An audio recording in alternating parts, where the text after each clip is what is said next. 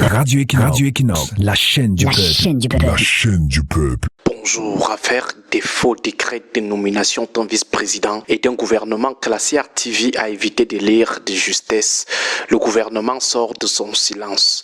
Le porte-parole du gouvernement le plus long du renouveau, ce gouvernement qui a déjà duré plus qu'un mandat présidentiel, a tenu à faire une mise au point et à mettre un terme aux spéculations qui ont cours. Seulement en lisant attentivement ce communiqué, le gouvernement ne nous apprend absolument rien de nouveau, en dehors de confirmer ce que les réseaux de communication pro-gouvernementaux essayent de nous faire croire, à savoir que c'est un individu lambda qui est arrivé avec un faux document de nomination à la CRTV. Quelle différence entre ce que le ministre Emmanuel Sadi a dit hier et ce que les fanatiques du pouvoir disent depuis sur les réseaux sociaux? Le b.a.-ba, lorsqu'on veut communiquer sur une situation, c'est ce que nos amis journalistes appellent les 5 W. What, who, where, when et why. Quoi, qui, où, quand et pourquoi ou comment.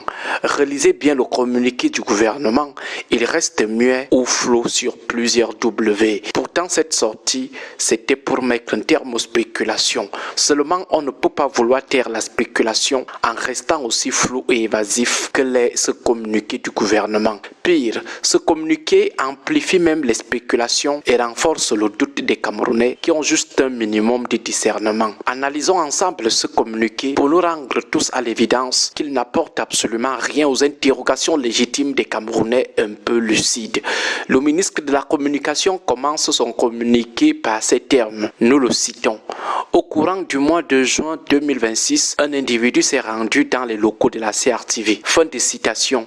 Rien qu'à partir de cette phrase, on peut déjà conclure qu'on n'aura aucun élément nouveau et qu'il y a une volonté de maintenir le flou sur cette affaire qui nous semble pourtant très grave. Lorsque le ministre dit au courant du mois de juin 2026, courant du mois de juin, c'est quelle date exactement pour des faits aussi graves?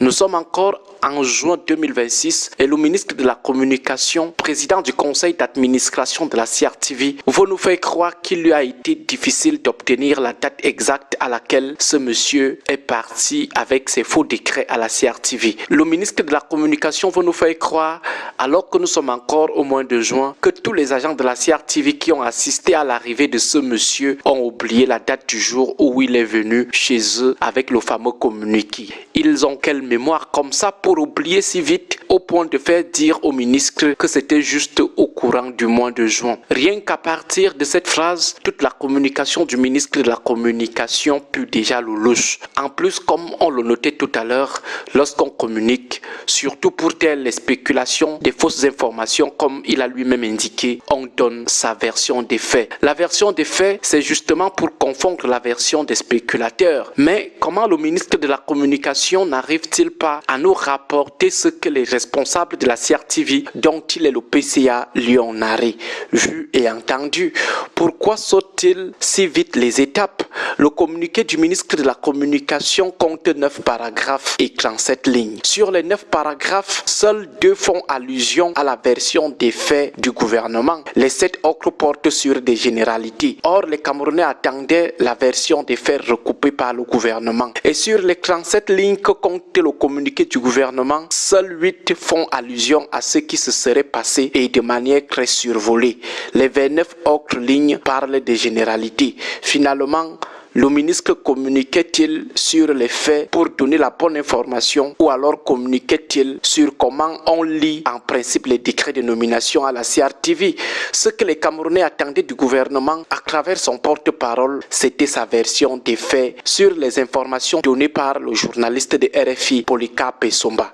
1. Le fameux porteur du colis avait-il remis, oui ou non, les faux décrets au directeur des rédactions, Aimé Robert Biyina? Si oui, on va se poser donc la question de savoir comment un monsieur aussi banal fait-il pour passer toute la sécurité de la CRTV, passer la guérite de la CRTV, le service d'accueil de la CRTV, le secrétariat particulier ou le cabinet d'Aimé Robert Biyina pour aller l'atteindre directement dans son bureau? Comment aurait-on pu laisser un monsieur aussi débraillé arriver jusqu'au directeur des rédactions avec de faux décrets en main. 2. Aimé Robert Biina avait-il, oui ou non, informé son patron Charles Ndongo? Si oui, Aimé Robert, qui sait comment ça se passe habituellement, avait-il besoin de déranger son patron avec un décret porté par un individu aussi vulgaire? Troisième chose, Charles Ndongo avait-il, oui ou non, appelé aussi sa hiérarchie?